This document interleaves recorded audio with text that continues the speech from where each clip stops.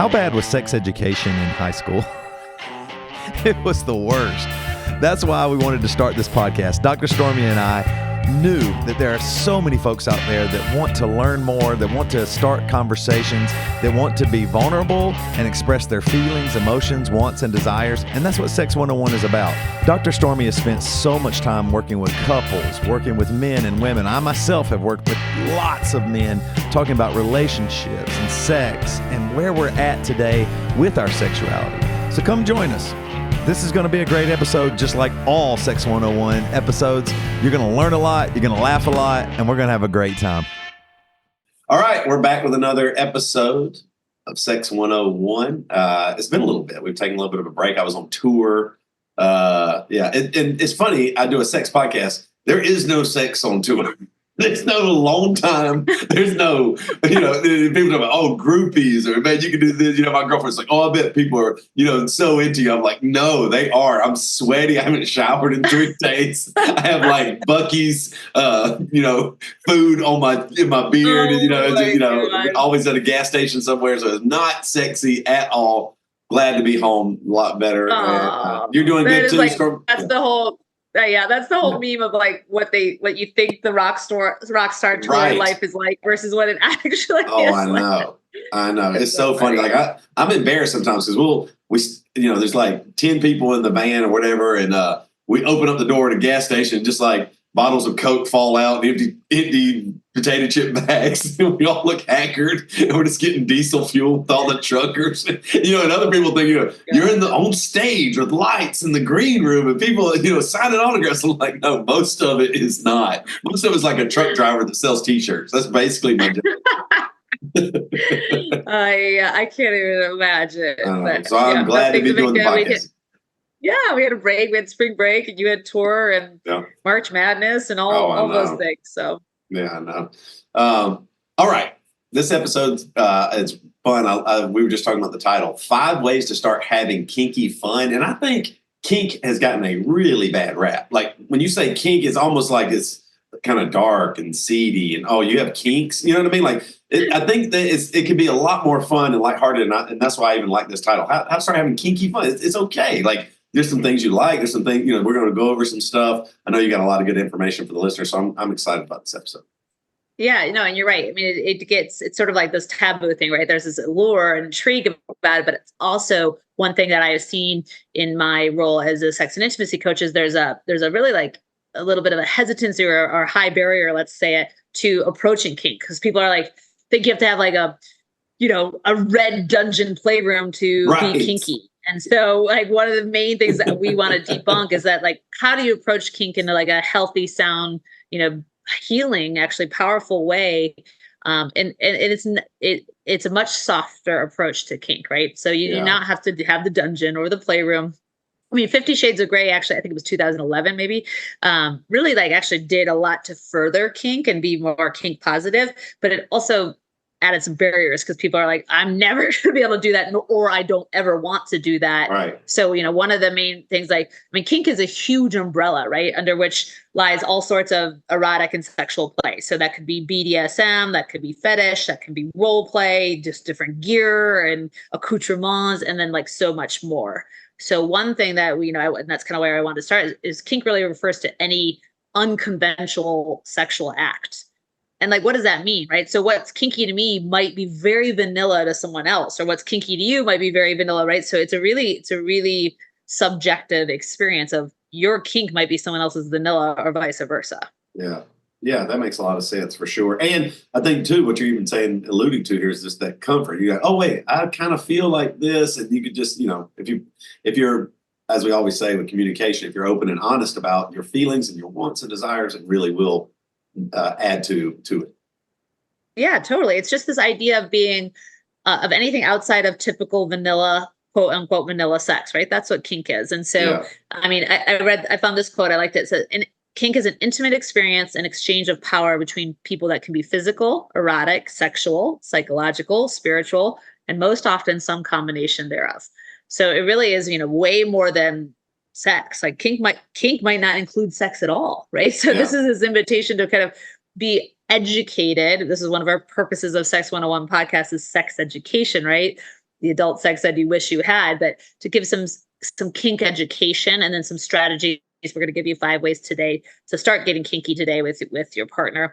And if you're in a new relationship, to have these conversations, these sexual compatibility conversations. Yeah, I love that. So I got to look at the research. So this is so interesting to me. So in one survey that I found, nearly 50% of respondents expressed an interest in kink, even if they had never yet explored it. So 50%. So if that extrapolates to our listeners, 50% of you they're listening are interested in kink and may have never explored it. And further that, only 1 out of 5, 20% regularly engage in role play or bondage or spanking. So 1 in 5, only 20%. So that, to me, that was a big gap. 85% want to explore kink, but don't. And that was huge to me. That was why we kind of decided to do this topic. Yeah, because if 85% of you are out there wanting to explore it and you don't, is that just because of, we wanted to educate you and give you some tools, some strategies, some techniques, and debunk some myths so that maybe you get to explore this with your partner. Yeah, I love that. And I think, part of what you said about kink getting a bad rap is that people equate kink with BDSM, right? BDSM is probably the most common thing people think of when they hear the word kink. But obviously BDSM, we've done episodes on that. You can go look at our episodes on it, but that means bondage, discipline, dominance, submission, sadism, and masochism. So even BDSM has this huge umbrella. But there's so much more beyond BDS for kink that's beyond BDSM. That doesn't include BDSM at all, if that's not your thing, right? And then also BDSM, just to normalize it, is probably we've done this in our fantasy episodes. It's one of the most common fantasies. 65% of people report to have had some sort of fantasy about BDSM, and only 16% of people have tried it.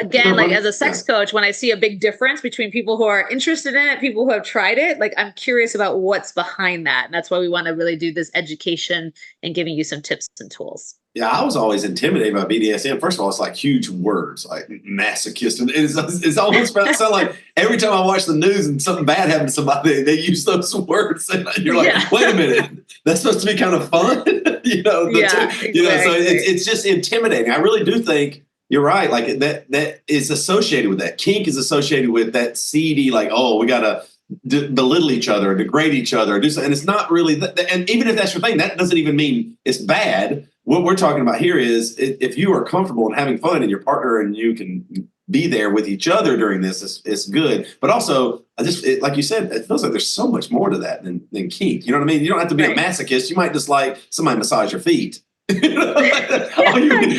stay away from the sadism. You don't even have to go near that if you don't want to. Totally, right? Right. And this is the thing, right? And we've done episodes on BDSM. We've done episodes on role play. We've done episodes on fetishes, which are all aspects of kink. So you can go check out those episodes for more in depth on all of it. But today is to give you an overarching way to approach kink with your partner. And I think it's interesting that we mentioned the 50 Shades of Grey, right? So the study I found in 2001, only 1.8% of people identified as kinky. And again, this is subjective, right? 1.8? In 2001. Wow.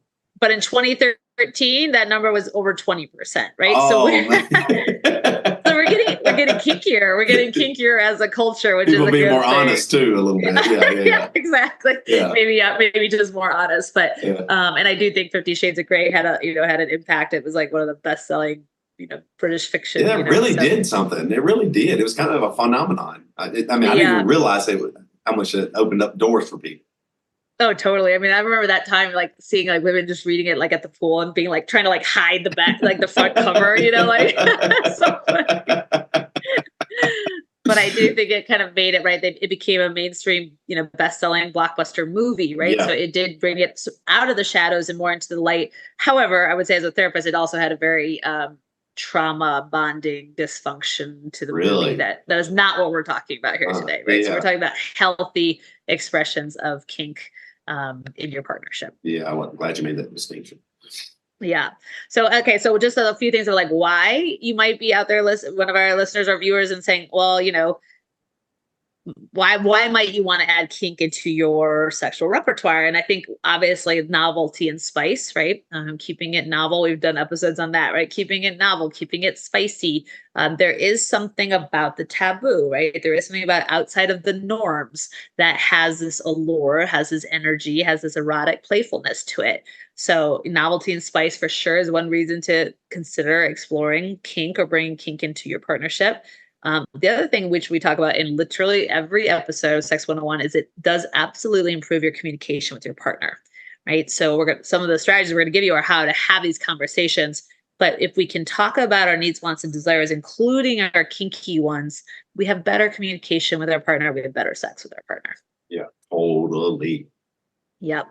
And then the third one is just increasing trust and safety. So actually kink is a really beautiful way when done consciously, thoughtfully, and kindly to actually build trust and safety in your partnership, right? You're exploring an edge, your partner's edge, both your edges together. And there's something that builds that trust and safety in that. Yeah, I think that's another thing, going back to even what we were saying earlier. I think that trust and safety is what feels intimidating. You're like, because you are having to be vulnerable when you're telling people about your kinks or your desires and wants, and not only like physically safe, but mentally, emotionally safe. You know what I mean? Like you want to be able to totally feel trustworthy where you're not made fun of or embarrassed, or, like you just want to be able to share that. Yeah. And that's one of the strategies, which we'll get to, is like, I mean, it's from the kink world, but they say like, you don't get to yuck my yum, right? So you don't get to yuck my yum. And I actually like taking that out into the non-kink world. I'll say that just like out and about, but it's a really lovely thing, right? So just because it's not for you doesn't mean you get to yuck it for me, right? So we'll get into that more, but I like the don't yuck my yum. Yeah, for sure. So, all right. So 5 ways to start getting kinky today. The first one is to educate yourself, right? So, which hopefully this podcast helps you to understand what kink is, what it's not, what you might want it to be. And so and I say educate yourself, right? This isn't about your partner. This is educating yourself and what possibly interests you. What's alluring to you? What are you like? That's kind of hot. I might like want to try that, right? Yeah. Even though like I might want to, I'm curious about that, or I have no idea what that is, and I want to look into what it is. Educating yourself and noticing what piques your interest as far as in the realm of kinks. Again, so that might be something in the BDSM, that might be fetish, that might be role play, that might be some sort of gear or something like that. But something that piques your interest, your sexual interest, where you're like, oh, it sounds kind of interesting. So that's the first one, is educating yourself and figuring out what interests you. Yeah, 100%. And I would say, my only caveat on that is the internet is great. And also there's a lot of crap on the internet. So be thoughtful about where your sources are coming from. But, it might even be something that you notice in a movie where you're like, oh, that's kind of hot. Like that would be fun to try. Or, so you just start to pay attention to what piques your interest, your sexual interest, right? What piques your erotic interest. Yeah. And I like how you're saying you can kind of just wade in slowly too. We're not saying you go all in. Oh, that piqued my interest and now I'm fully, no, just take your time. You can go as slow as you want and experience it as slow as you want. You don't have to, I remember because I used to smoke a lot, like from college. I was a big smoker. And when I would see somebody smoke, when I'd see somebody smoking in movies, I was like, oh my God, I miss smoking so much. It looks so cool. If I just had one cigarette, just one thing. And then I realized like that isn't actually what I wanted, but it was just that memory or the habit or whatever, And so like the same way, like it might pique your interest. Just try it and go, oh wait, that isn't for me. You don't have to go all in, that's what we're not. And that's absolutely. Why Yeah, absolutely. Which actually brings me to one of the other tips. So we'll just go there, is that this is an exploration. So the second tip is that, because you just nailed it, Toby, this is an exploration, right? Not an evaluation, right? So, and just because you're interested in something doesn't mean you have to do it all the time, or it doesn't even have to mean you like it. You might try something, and Toby, you and I have talked about this in many episodes. Be willing to like laugh and play and explore and experiment. And you might be like, oh my gosh, this sounds super sexy. And then you try it with your partner. You're like, that was a no, not interested in that, or I pull a hamstring doing that or whatever it might be, So don't get injured. Just go slow. Don't get injured. Don't get injured. Make sure you like limber up if you need to. But Exactly. Right. So this isn't right. And I love that. I read that in a book about kink, but this is exploration, not evaluation, right? You're not committing to a certain kind of sex or play with your partner. You're not doing any of that, right? You're Yeah. just in this explorative place. So trying, laughing, playing, being curious, right? And you might try something that, like we've talked about it in our sex toy episodes too, but like you try a toy and you're like, oh, that's horrible. But you guys are laughing so hard. And that's Right. really fun. Yeah, I wasn't even thinking about it before we even had the idea for this podcast. The other night, my girlfriend and I, we were hanging out in the backyard, and it was like a vibe. Like I just remember in my mind, it just popped into my mind. Oh, this is what it's like when I first started dating a girl back in high school or something, and her parents are inside. This time it's my kids are inside, but Yeah. and I was like, oh, I said, let's pretend that like we're 16 years old and we haven't kissed yet. And I was just coming up with just this idea. I was just being playful. So and she went fun. with it. And it was just like, it was so fun because it didn't lead anywhere. It did not lead to sex. And and it wasn't anything crazy. Like we were just sitting on my back patio swing and we just kind of started kissing. And I was like, this is so fun. Like it was just, and we were laughing, So fun. you know what I mean? And she was like, oh, you want to be 16 again? I was like, no, just the idea of this is just kind of fun because it was like, oh, the idea of not having kissed somebody yet and that first kiss and what does that mean? And, and obviously it was safe. And this is my girlfriend. We know each other super well. But I just, that safety, that fun, trying something a little, and it doesn't, the kink doesn't have to we didn't even get to a kink. That was just an idea, but it was a little bit of role play and I was out of nowhere. It was a little bit of role play. Yeah. It was a little bit of role play. I love that, right? You said it was playful, it was fun, and also brought that novelty, which we've talked about, like almost a tantric kiss of like imagining kissing your partner who you've kissed many, many, many times before as if it was your first kiss, right? And that was through this little role play experience that you got to experience that. So that's awesome. Yeah, 100%. So and that's what I'm saying. It can be as simple as that. Totally. The smallest little role play. It wasn't even anything. We didn't start talking like teenagers. I wasn't going, hey, bro, this is mid. I didn't say anything like that. That's awesome. Yeah, totally. Well, that's beautiful. Okay, cool. So the third tip is, well, you've just brought it up too. How do you open the dialogue with your partner, right? How do you talk about kink and how to start having kinky sex or kinky fun into your partnership? So, which we say in almost every episode, you start by just starting, right? So you start by talking about it, not in the heat of the moment when you're like, let's say wanting to try handcuffs or something. Like, I don't recommend just like whipping out the handcuffs. Like that might work. It might work in your partnership, but it's not going to set you up for success. It would be more of like during a time where you're really connected. Let's say you're out on a date or you're out on a walk or something, you're feeling connected and it's a non-sexual time to say something like along the lines of, in your language, hey, I saw something on TV the other night and I was like, wow, this is kind of hot. Like, and I would love to try this with you. I like sharing what it is. And then are you open to that? How does that feel to hear? Like, what's going on for you about that? Right. So it is absolutely vulnerable and courageous to have these conversations with your partner. And by the way, this is if you're a brand new partnership or you've been together for decades. It's about communicating about your sexual compatibility, right? Which doesn't mean it has to happen when you're first dating. You might have been long married and now you're having conversations about your sexual compatibility. One of you might be kinkier than the other, right? That's okay. But you're having conversations about it, you're sharing, and you're also leading, which by the way is very sexy, on this intimacy, right? This communication, this relational intimacy of being able to trust your partner, being safety with your partner to say, hey, like, this is something I would love to try. Are you open to it? I'd love to hear something you want to try, right? Like there's lots of different ways to approach it, but you have to start with the communication. Yeah, 100%. That trust is just so important. You're right. Leading can be really sexy for either partner, but you want to be able to trust that partner that they're leading you in a safe, honest, vulnerable, good, healthy way. Yeah, totally. Right. And that safety piece like leads to the fourth tip, which is to navigate your boundaries with your partner. So if you're going to explore kink, any of the sorts of kink, boundaries and consent are absolutely critical. Okay, so I'm going to say it again. Boundaries and consent are absolutely critical. Yeah. Okay, and boundaries and consent, again, are very tied to communication and the vulnerability and the courage and the power to communicate them. Okay, so a few things about boundaries and consent is that it's an ongoing process, right? So just, again, back to like to normalizing. Let's say you're like open to trying, I'm just going to say something like handcuffs. Okay. Let's say you're open to trying handcuffs with your partner.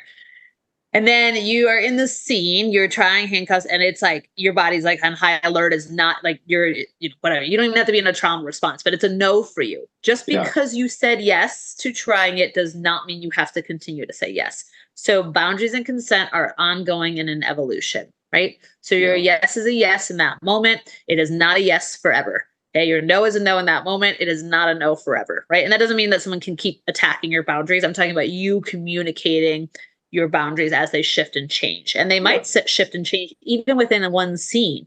You might be very open to it, and then something happens and it's a no for you, right? That's that power. You are a sovereign, autonomous, powerful being who is able to share their boundaries and give consent.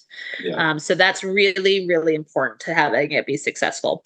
And we talked about this more deeply in our episodes specifically on kink and on BDSM, but things like a safe word are really important, right? So, and by the way, you establish safe words prior to the scene or prior to the play. Okay, your safe word is we've talked about, you can, if you're not sure what your safe word could be, it can be fun to like come up with one together, non-sexual, like during a non-sexual time to come up with your safe words, but you can even just use the, stoplight. So red, yellow, green, right?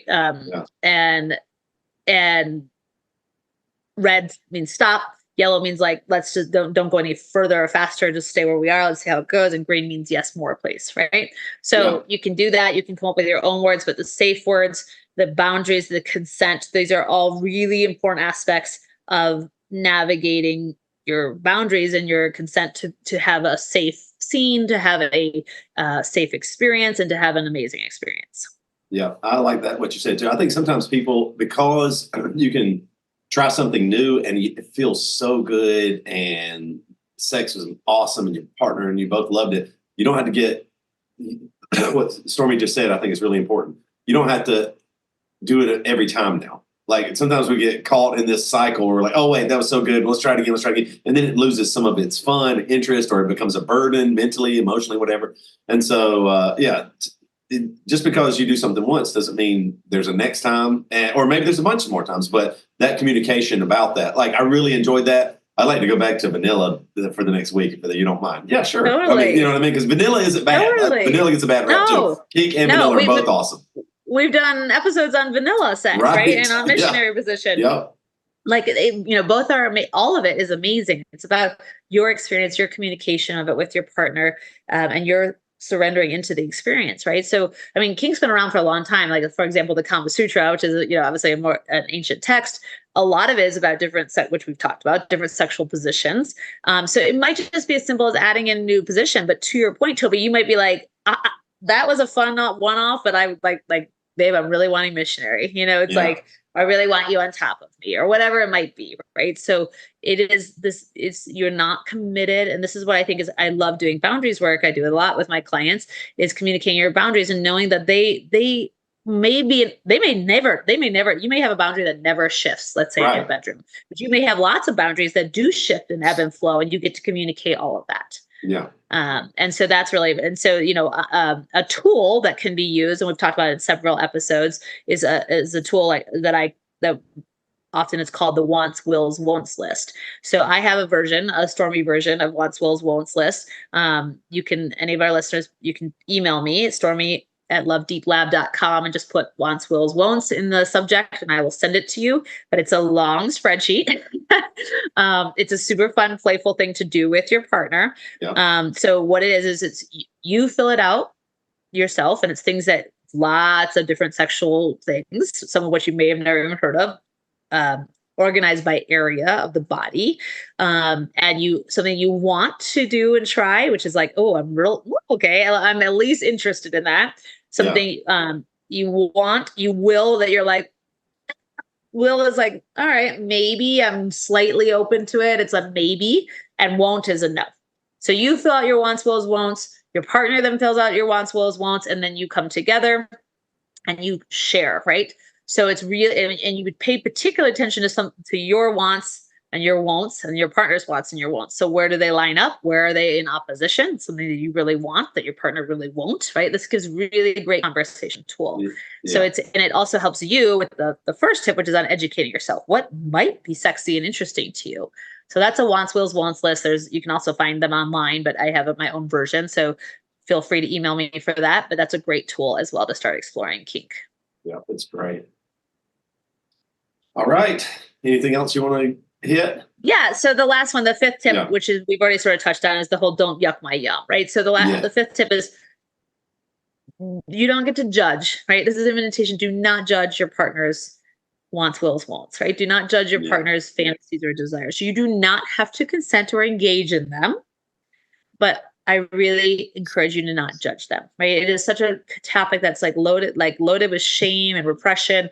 It is really brave to share your wants, your wills, or your wants with your partner, your desires and your fantasies with your partner. So you can absolutely kindly say to your partner, thank you for sharing that. That's a no for me. You don't have to explain why it's a no. You might want to explain what you might want to share why it's a no for you, but it's about not judging them, right? And that's like the don't yuck my yum, right? So, and along those lines of not just judging them, don't make any assumptions, right? We make assumptions about our partner all the time, and assumptions are always wrong to some degree. Either they're really, really wrong or some degree, because they're through our projected lens, right? So we often make assumptions that are, like, for example, let's say I want to try a blindfold, for example, and I'm like, oh God, my partner definitely would be into that. I have actually no idea that my partner, unless he's told me that he wouldn't be into that, I have no idea. I'm making an assumption. So give your partner be respectful and thoughtful of them and ask them, inquire, share with them, be curious, but don't make assumptions about what your partner, how kinky they are or not, how vanilla they are or not, what they might be into or what they won't be into. Have the conversation instead. Love that. Communication. Yeah, exactly. So those are your 5 tips to start getting a little kinky today. Yep. All right. I love it. All right. You want to get to a stump, Stormy? Okay, let's do it. Okay. It's time to Stump Stormy. Well, I had one for you, but I don't know if this. I'll give you 2 of them today. So, one, the penis and vagina account for less than what percent of erogenous zones? So they only account for what percentage of erogenous zones for the whole body? What percentage do you think? I'm going to say 8%. So close, 10%. Yeah. The entire body is capable of arousal, pleasure, and stimulation. So making sex focused only on genitals, it really kind of just leads sometimes to like performance issues or whatever. So use that whole body. The other one, this one was interesting. So I don't know. I found this and I didn't totally fact check it. I loosely did, but this seems like it can't be right. It says, okay, I'm going to ask you.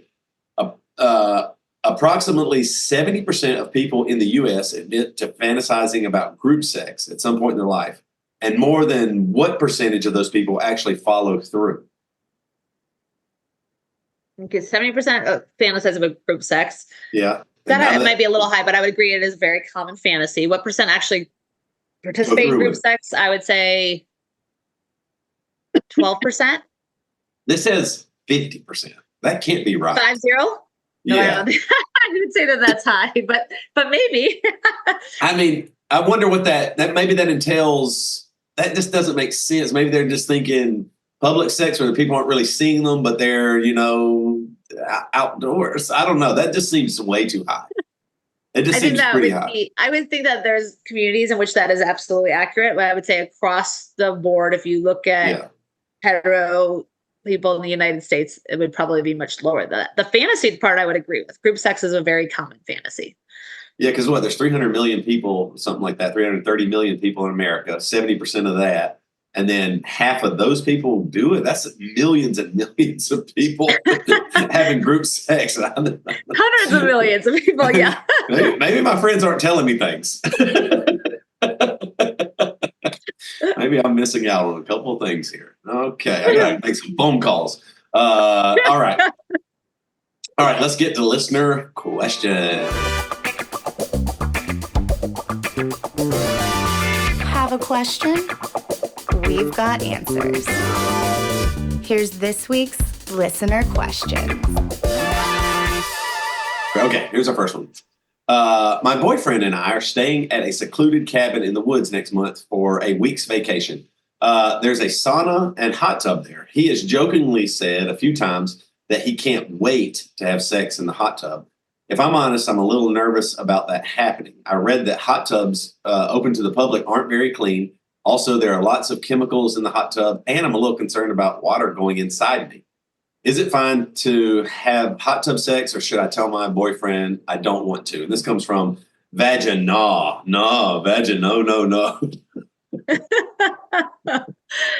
So, should I tell my boyfriend I don't want to? That is totally up to you, right? If you decide that that's a no for you, then yes, absolutely tell your boyfriend that that's a no for you. Okay, but you also can invite him into other things, right? So, but just to go through some of the logistics, I'm not sure what your birth control method is with your partner if you have one, but that might need some tweaking because things like condoms, for example, can slip off in the water.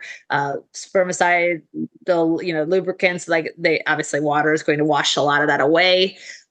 So if you're going to use a condom, that's not the most recommended. Definitely put it on outside of the water before you get into the water. But your safe sex method might need some tweaking there. So depending on what obviously if you're on the pill or something, then it's not impacted. But the other question about water definitely washes away some natural lubricants, so you can have more tearing and irritation.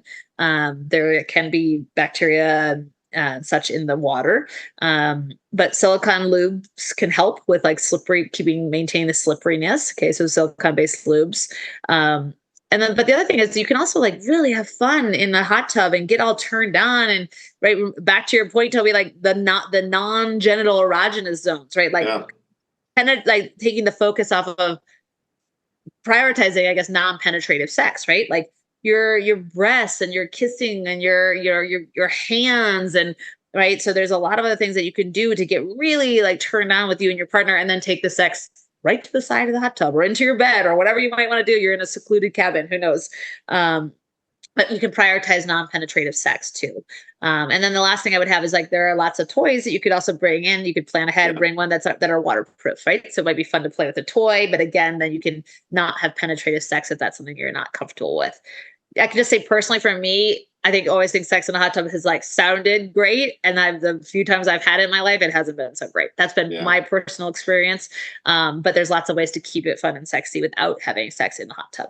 Yeah, and it's hot. It's actually temperature wise. When I'm in a hot tub, I'm like, man, I'm hot. I just want to be here for a little while and get out, So yeah. But it can be fun, but I agree. Most times, anytime a body of water has been involved, it just hasn't been actually that great. My mind, it sounded awesome. You've seen it in movies where they fall into a pool or in the ocean. The ocean's the worst. Do never have sand and everything possible in that water. Stay away from me when I'm in the ocean. I don't want to have sex in the ocean. All right, next question. My cat and dog always are around or watch me when I have sex with a partner or even masturbate. They don't seem to mind, but I was wondering if I should keep them outside of the bedroom while I do the deeds. And this comes from to Mr. Doodles and Bowser. I'm sorry. All right. It's good. It's a really good question. By the way, every single dog owner and cat owner out there can relate to this. So, or at least almost every single dog owner and cat owner.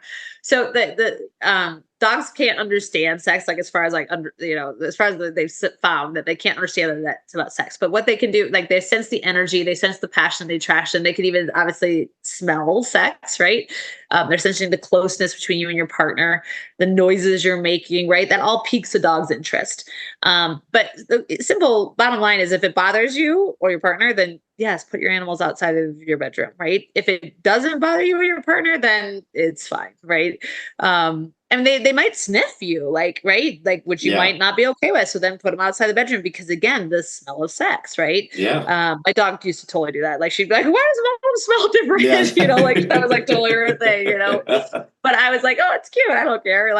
So it's really up to you. But that's what it's really whether it bothers you or not. And yes, they will likely, not all dogs, not all cats, but they may have their interest piqued by the noises, the sounds, the passion, the energy, the attraction, that sort of thing. Yep, 100%. All right, last question. Is there any science or negative or positive things about leaving the lights on or off during sex? And this comes from this little light of mine. I'm going to let it shine or not. Or not. Yeah. Well, according to, most of the research out there, a lot of the research out there, it's about 50-50. So actually, like 60% of people in the US prefer lights on sex, and about 40% prefer lights off sex. I have found that anecdotally that varies very much couple to couple, person to person. I have not found any particular similarities between men wanting it one way and women wanting it another way. This is me as a sex and intimacy coach. And I can also say my own sexual evolution, it's changed. It changes depending on where I am, how I am with my body love, how I'm feeling about my body or an injury I might have, how connected am I to myself, right? I mean, there's a lot of things for me that it depends, right? And by the way, there's not one that's better or worse, but it's a great conversation too to have with your partner. Which do you prefer? And then also, more importantly, self-reflective for yourself. Like, so if, for example, you're wanting lights off sex because you're not feeling great about your body, like that's a beautiful thing to notice and to give yourself some grace and compassion and maybe work on your body love and your body positivity, for example. I'm not a big fan of doing lights off sex so that you don't have to see yourself, because that's just more shame and repression than we need in our culture. So I would say play with different lighting, right? There's a reason that candlelight is very soft and romantic, right? People tend to look really good in candlelight. So that's fun and sexy. Try candlelight. There's LED lights in like every color that you can get, on Amazon. It'll be there today or tomorrow to your doorstep. Try like a blue light or a purple light, right? Try a red light, right? And play around with the lighting to notice, right? But to do it from a playful perspective, not from a repressive perspective, right? So for mood and ambiance, for novelty, lighting can be a really beautiful way. And then to kind of get curious about what you prefer is like fantasize for a minute about like, what would be your ideal sex session? Like, are you imagining like ripping each other's clothes off like in the middle of the day with lights all on, or is it like dark and you have to feel your way around each other, right? Like, it's good or bad, but what would be your ideal? And then it might be a fun question to ask your partner.